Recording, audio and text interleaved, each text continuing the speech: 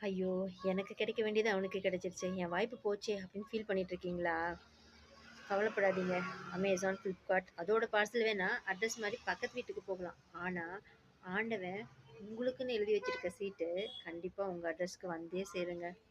அதுதான் விதி. நீங்க இன்னைக்கு சாப்பிடுறீங்கல்ல சாப்பாடு, அது விதையா மண்ல விழுந்தப்பவே அது உங்களுக்கு தான முடிவு பண்ணதுங்க. அது செடியாகி, அத உழுது, விவசாயம் பண்ணி, லாரியில டிரான்ஸ்போர்ட்டேஷன் பண்ணி, ரைஸ் மில்லுக்கு போயி, அப்புறம் மறுபடியும் நெறையா ப்ராசஸ்க்கு அப்புறம் உங்க தட்டுல வந்து சாப்பிட்றீங்க. கரெக்ட்டா?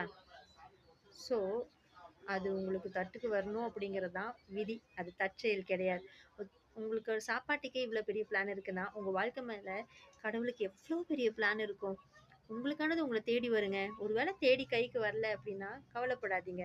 அது வேலையோ, காதலோ என்னவா வேணா இருக்கட்டும். அது உங்களுக்கு கிடைக்கல அப்படின்னா, அது உங்களுக்கானது இல்ல. உங்களுக்கானது கண்டிப்பா உங்களுக்கு வந்தே சேரும். பொறுமையோட இருங்க. முயற்சி செஞ்சுட்டே இருங்க.